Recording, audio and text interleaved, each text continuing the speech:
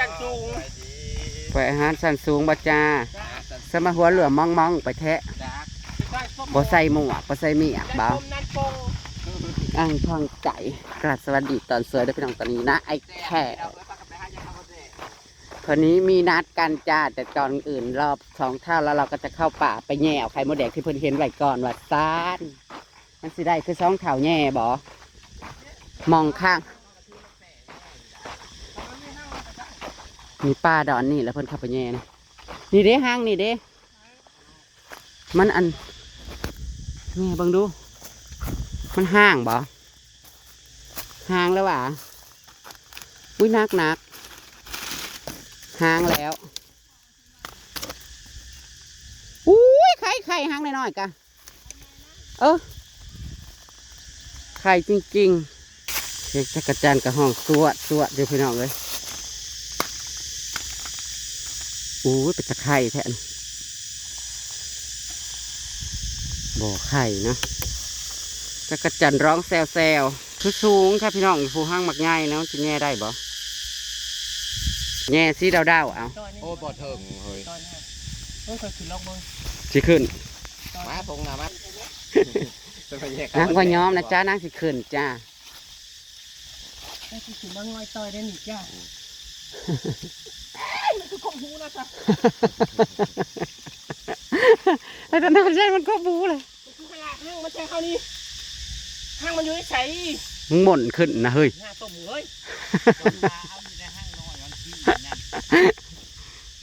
จับดีได้ไหมพ่อแต่ฮอดพูดแล้วฮะโยนมาโยนปุ๊จะตาหน้ามาทางใดเฮ้ยมึงขึ้นไปอีกเฮ้ยเอามากับพี่เอายูทูบเบอร์เนาะจะมาแล้วจ้าพี่น้องเอ้ยเพื่อสิได้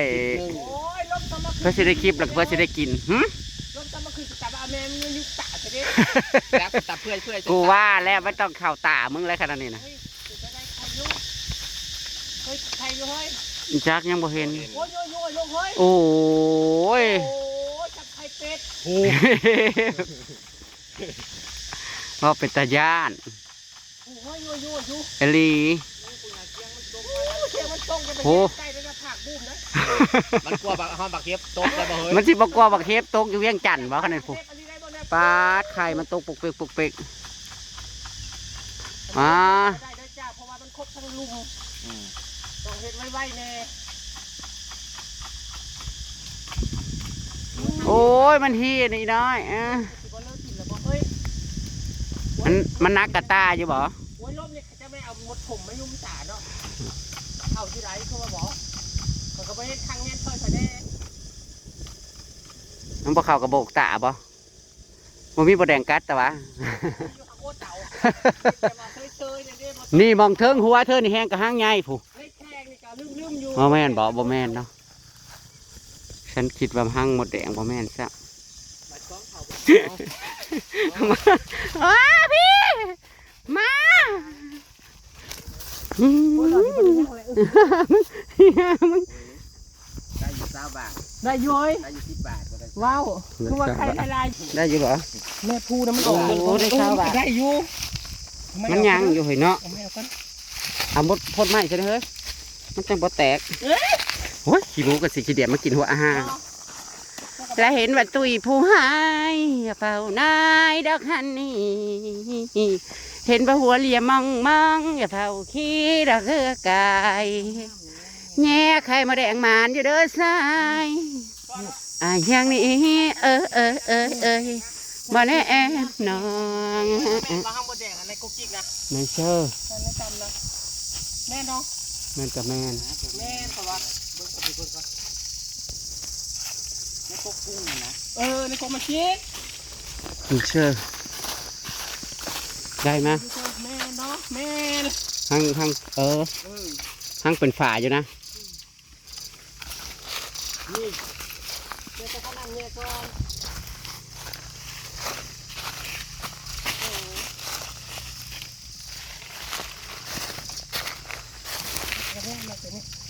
นี่คือมาไม่ดีเลยไอ้สาวโตเลี้ยงกันเลยใกล้อยู่เลยไปแล้วใครบ่ใครบ่ไอ้สภาพมันย่อยลงมานะว้ายมันอีลายเด้อไอ้ บ่ย่างอันนี้กูโยนๆลงมาเฮ้ยมาเป่งบ่ทุกไข่เฮ้ยย่างสัก ขี้ เฮ้ยแง่เลยบ่โอ้ยเท่านั้นแง่แล้วยุ่ยแม่ไอ้อีนี่เฮ้ยไม่ใช่อีกโอเคเลยไม่ใช่ พี่น้องห้างหนึ่งแต่บ่หัวามันสิไข่บ่ห้างซ้ำเกือบซ้ำหัวจ้ะอ่อนต้นนี่แล้วคือเป็นนักอ่อนหย่อนทางนี้จ้าทางนี้จ้ากกกระโดนนี่จ้าไปก่อนสิเลยเนาะไปกันเอาไปเคอร์บ่นี่ย่างเข้ามานี่แล้วห้างน่ะนะมันห้างบ่นี่มาป้อนขึ้นแล้วปิ้นมาทางเองกันเป็นบ้านคนนะเป็นเนาะโอ้ยยับออกมาเด้อจะเข้าไปโต้งยังมาแดงไอ้ลงกุกเล็กเก๊กอยู่ซูยังเห็นหน้างงอยู่หัวเอ้าขอให้ใครมาขบวนไทยไปขบวนเป็นคือเบิ้งคือว่านักอ่อนให้หน่อยไปจักเห็นเยอะลงเยอะลงจุอันบ่เห็นลงเลยคือเป็นตาอย่างห้างอยู่เลยเขาแง่หรือบ่ห้างแล้วนะยังเหี่ยวปกดีเนาะมันจะได้ใครเลยนี่บ่ห่างแล้วใบมันตายเลยโชคเลยว่าอีกตอนนั้นยังบ่ไปทางไหนปะนี่ไปได้กระเพาะแต่ห้างเขาแง่มันเห็ดใหม่บ่ยังครับห้างแล้วทางบ่มานทางใดที่พ่อจะขี้แดดเดียวโอ้เนาะผลไม้ปลามาหุ่นเฝ้าเต่าบ่นะ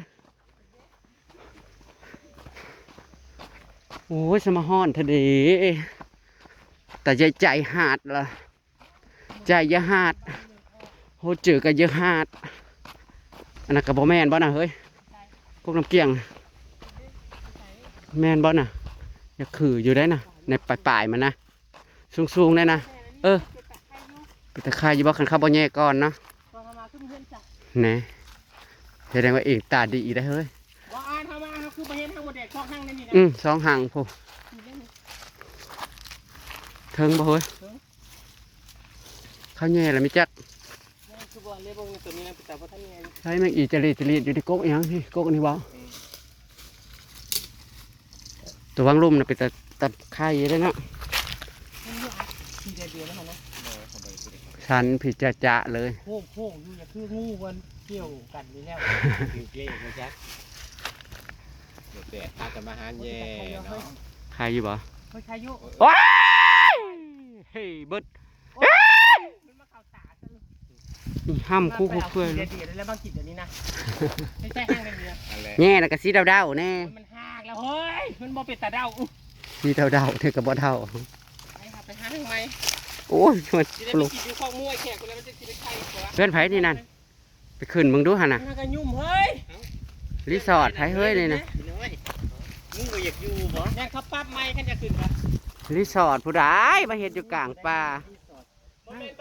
โมเมนต์ห้างไก่บ่เขามาฝึกอีหยังเขามาฝึกอีหยังอยู่นี่พวกชีวิตอินดี้นั่นแหละเฮ้ยคนป่าเขามาหาเห็ดอยู่ต้องไปถามไอ้เต่าว่าเป็นเพื่อนค่ะมันเป็นเพื่อนบักแมนบอกมันมาอยู่แถวป่าโอ้ยหมากอันนี้คือมาลายแท้หมากตะไคร้ถูกซุกลีลอนเนี่ยซีมึงดูเฮ้ยซุกเต็มต้นเขาแย่มันเลยช่องเท้ากับช่องเท้าพี่บ้ามาแย่เอาเมิดก้อนเลยเนาะเขาได้ตั้ง8 ขีดโพฮาดห้างบักลายๆนึงแย่สิดาวเฮ้ยไม่จังปะแตกดาว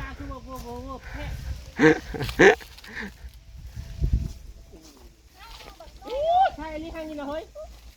โจกกู ปาด อะไรเฮ้ยจะไม่ไปเลาะปลาเล่าให้มันเมื่อยได้ เนาจะมาง่าวอะไร จะปดต้อย เด้อะไรยังอีกข้างหนึ่ง ใส่เธอ เด้เทิงกันนะเทิงกันนะใหญ่เติบอยู่โอ้ยเฮไปเลย โอ้ยใช่หาอยู่บนด้วยแก้วอย่ามาเก็กกะเด้อมาขี้เหือนดิกูแลกถ้วยได้ นิ้วตุ้ยเสียหมาจับไปแลก ตรงนี้นี่นะปาดเป็นแต่อยากฮักเอารถนี่นะไม่ใช่ ไม่ต้องกี้เดี๋ยวนะพึ่ง มาให้กูแย่ในห้างนี่อู้ได้เป็นกิโลหรือไม่จะเคยนี่นะ ไม่ต้องกี้เดี๋ยวพึ่งแล้วนะ ได้เป็นกิโลแล้วนี่นะโอ้โห มันไปรอมัน กันมือแย่เปลี่ยนมือแย่โอ้ยอยู่เทิงโอ้ย โอ้ยซองกูเนี่ย เอาบ่แม่นห้า ห้าต้มซองเข่านั่นนี่ สองเท่านั่นแหละเอาเบิดแล้วยังอยู่ใจบ่มีจักหน่วย ห้าต้มซองกูเนี่ยเอาไปกินแล้วตัวตั้มนี่ก็ดีเฮ้ยนี่ห้างนี่ผู้มันติดไข่นะเฮ้ยผู้มันเห็ดใบนี่มาตั้งเท่านี้มาพี่จะติดเข่ากระตาน่ะของสันสูงของราคาแพงของราคาแพงบางคนก็ไม่ชอบกินบางคนก็ชอบกิน โอ้ยเป็นไข่อยู่ อู้ปนไงอยู่เฮ้ยของเอา พูน เราจะมาคบไก่เปิดเซ็ตกำลัง ไก่แล้วเขาเนี่ยสีขาอยู่มันครบแล้วนะอะไรเขาไม่เล่นสีขาได้นะ ไม่เสียวโบเมนได้ต้นอยู่บ่จักสองเท่าเห็นไว้ร้ายนั่นแย่เอา บ้านในพ้นตัวให้ไปบนขยะให้ไปกินเด็ดดิโว้ยแซ่บนะจะเข้าขับไปกูเนี่ยก็ประมาณเด้อคนใจมีแต่ไข่ในเด้อโย่ๆนะมันบอกไข่ตัวนี้เขาเอากินแล้วบ่เฮ้ย ได้ปลายตัวนี้ เอาคือบ่แย่สตุน เครื่องได้เฮ้ยในพวกกระดาษแต่เครื่องมูได้เฮ้ยโอ้ยในพวกคิวแล้วผมก็ใช้ให้แย่หันในโย่ๆอยู่ผมนี่บ่ใช่ที่ มี เฮ้ยอีกครั้งนึงเอาหาไปแย่เลยเนาะไปมันงัดที่กูดิ อีกครั้งนึง ประมาณเด้อเธอประมาณเด็กหน่อยมาปุ่นเด้อก็คือไม่เอาให้เด้อ เอายังบ่ทันแย่ตัวนี้เบิดอยู่ห้างตัว EQ เห็นนะบ่จัก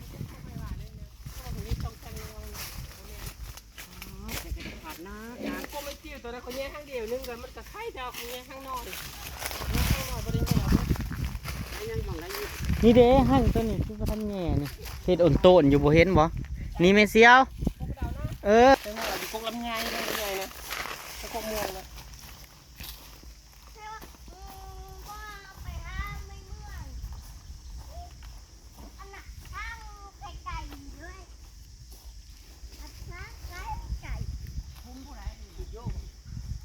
หยุดเลยใครบ้า บ้า ข้างแย่แล้วเที่ยวไปห้าข้างบอกเขามาแย่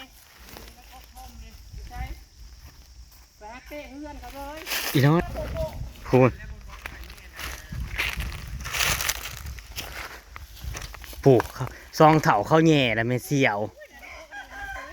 ย่าตัดช่องเท้านะมาขิดแล้วไปแล้วเนาะ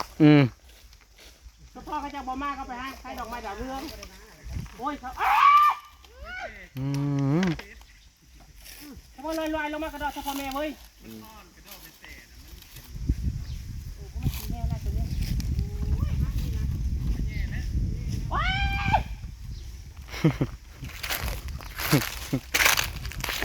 ได้โลเครื่องเว้ยนี่โล400กินได้แล้ว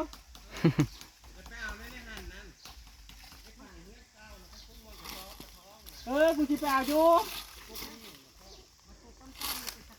แล้วสิบ่ได้ไข่เป็ดกินบ่สามารถกินเบิดบ่คนนี้ในลายกินตอนนี้สร้างไข่อันนี้ได้ให้แต่นี่นะเฮ้ยทำมันนะ พวกเห็นเลยพี่น้องเพราะว่าใบไม้เอา เฮ้ยได้จะกินก็ ตึงไหน ปี๊ด แต่ปลากลายหนึ่งพี่น้อง ลายแห้งไปเจ้าในขอกหมูเราต่อ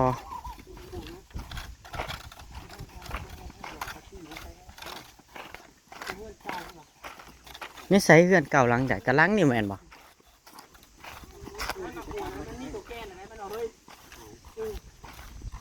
น้ำเก่าอะไร ไก่ออกลูกมา2ตัวแล้วอีก กำลังเกี่ยง2 4 6 8 10 12โตกิน หมู จะ ของไอแขก เรียกเกี่ยง งามอยู่งามอยู่เรากินแบบบุฟเฟ่ต์เนาะอันนี้หมูหลาด2ตัว3ตัว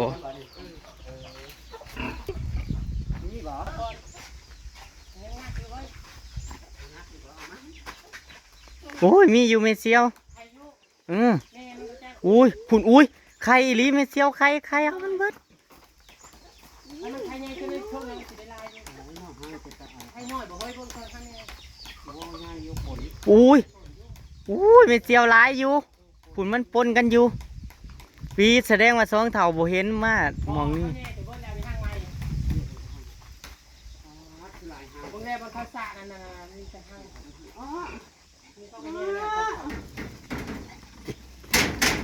อุ้ยมีอยู่เมเซียวโอ้ยไข่ใหญ่ใหญ่โอ้ยมาได้เข้ากระตา โอ้ยใหญ่เฮ้ย มันบ่มีแนวเทเนาะมันสิเทใส่หยัง ห้าสิขาไปแง่พังเลยเด้อก ระโตกบ่น จะได้กระตุกพีไปจ้ะ กระโตกแล้วเสือไก่ จะสิขามไปพุ่นบ่ บ่เทียบนะบ่หักดอกเนาะบ่ ไก่ออก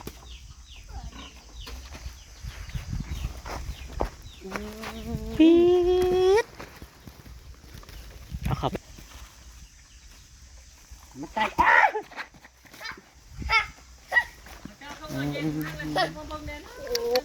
ปลาตัวโอ้ย ได้หลายอีหลีพี่น้องเบิ่งแน่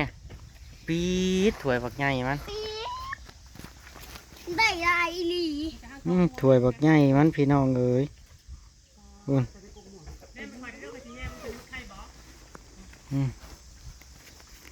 แง่ต่อพี่น้องเทให้แม่มันออก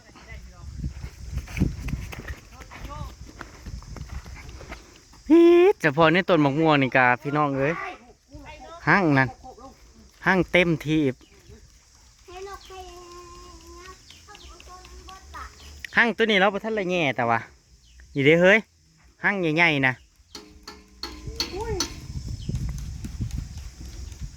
แม่มันคงห้างเด้อถ้าก็ห้างในโครงไก่มันไข่มันจะไข่โอ้ยตกเต็มที่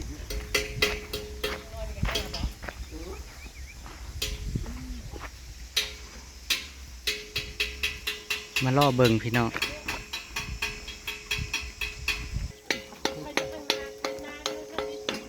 มันได้กินน้ำเด้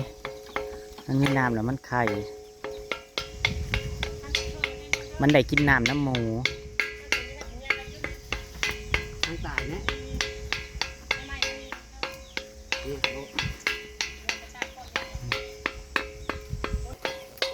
เอาแต่ได้นี่ก็เหลือกินแหละพี่น้องซ้ำกินนะลายแห้ง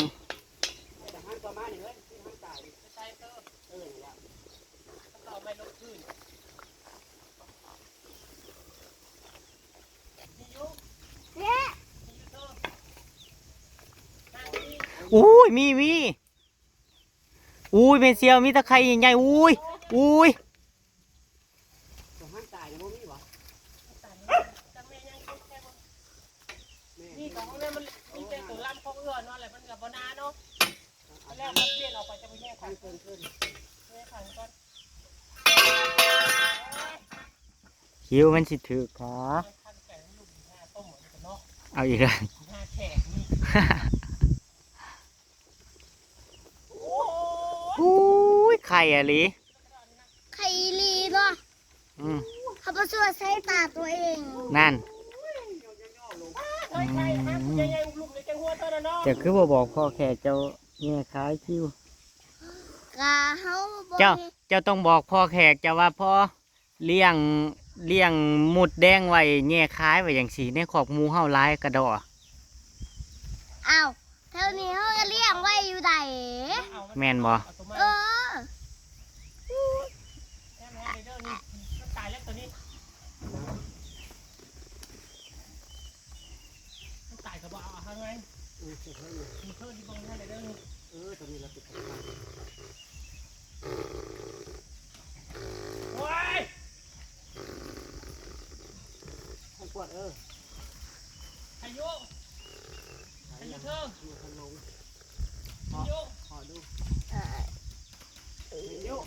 เห็นเมเซียวมีอยู่ มีอยู่เธอโอ้มีย่อยอยู่ โอ้ลงแล้วหู โอ้เดี๋ยวมันจะเป็นนางแล้ว โอ้ย เฮ้ย ยังมีนางพญา เจ้าไปคอในบึงมันเอาไข่มันหนีเบิดแล้วนะ อ้าว ลายแห้งบ่ปี๊ดพุ่นนะซ้ำลูกเห็บย่างอยู่ไม่เซียวห้างทั้งผีแห้งใหญ่ปี๊ดลายแห้งเบิ่งในคิวเบิ่งซอยแล้วในลายแห้ง เฮ้ยอยากคือฮูบออกกินได้กล่องที่ดิ่งนี่เบิ่งเด็กไทยมันเท่ๆอยู่นี่มันโย่อยู่นี่เอามาเบิ่งซอยทันแน่นี่เขาเกิดจริงโย่อยู่เอามาเบิ่งเดี๋ยวบางแนมันต่อกันโย่อยู่แล้วมันกระตายนี่ไปแล้วมันเข่าอยู่กระตานะเข่าจะมามันคอแล้วมันนี่เอานี่มันบลงจากเชือดิมันก็นอสวาดหรือสวาดเอากินในกล่องนี่ เอา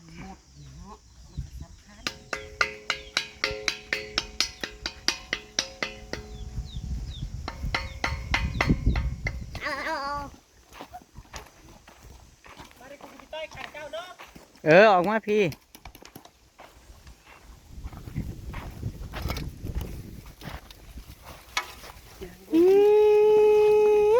เฮียเบิดละ ไอ้จ๊ะอืม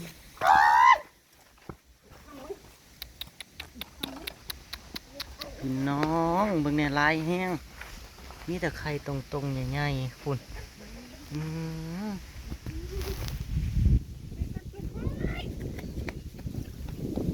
เนี่ยยังบ่เบิดเด้ยังหลายอยู่ยังมีแต่หั่งใหญ่ๆใหญ่ๆปี๊ดพี่น้องแต่เสียดาย แย่งเล็กเอาแย่งมาตัวกัน ปี๊ดหั่งนี่ยังจะมาโพดแท้ คนแรก นี่เด้ไม่เสียมหั่งหนึงนี่ เป็นกบก้อเขาได้มันบ่พี่บ่ เบิ่งแน่พี่น้องเบิ่งแน่มันหล่นลงจากนี่นะ กบก้อนี่เป็นยุคป่ามันจะ อิหยังจะมาเป็นไข่คักแต่แถวนี่ปันหัดซุมเฮาย่างเลาะหาจนฮอด พอขี่หัดแดดดิ จนเป็นกี่หัด โอ้ยพอทำไมไม่ต้องงวยเนาะเอาอีกเรื่องนึงก่อน ใส่ เฮ้ยยังติดกันเยอะเลย อืม แต่ว่าเป็นลุงเล็ก ฝุ่น โอ้ย ขนาดเฮาแน่พี่เฮายังเห็นปีดพี่น้องกระสมซองเถาได้มือนะหันแหละมันไข่อะลีแถวนี่นะหั่งในนอนนี่น้อยกับเบิ่งไข่นะอืม เอาเขียวแกจะไปไกลหมู อยู่ โอ้ยได้ซ้ำเก่านั่นแหละได้ซ้ำได้กระตุกแล้วมาจักไปปะ ปีด นี่พี่น้องเนาะเฮ้ยเนาะ เห็นอยู่บ่ละบัดเนี่ยกอง ของใช้กระตาบ่ได้กระตุกนะโอ้แล้วเอาคืนตั้งกระตุกพบตัวมือข่อยกูบ้า พุ่นนะเฮ้ยเอาไปมองผู้ นี่หมอโคมาจมเลยนี่หมอโคมาจมนี่ แม่นความเจ้า พี่น้องเนี่ยมันโคตรให้ถ่ายนะ ตอนนั้นนี่กับมีได้ไป มัน เจอก ระดกกระเดี่ยแท้อันนี้นะ พี่จะอย่าไปใกล้หมู พอสิยกมาพี่ สะอ่อนบ่บ่ได้เป็นโลบ่อันนี้นะมันสิโพดนะได้ข่อยว่ามันสิโพดแล้วเด้อ มันสามารถได้ร้ายค่ะแต่ข้าก็บ่เคยแย่ไข่มดแดงได้ร้ายขนาดนี้ได้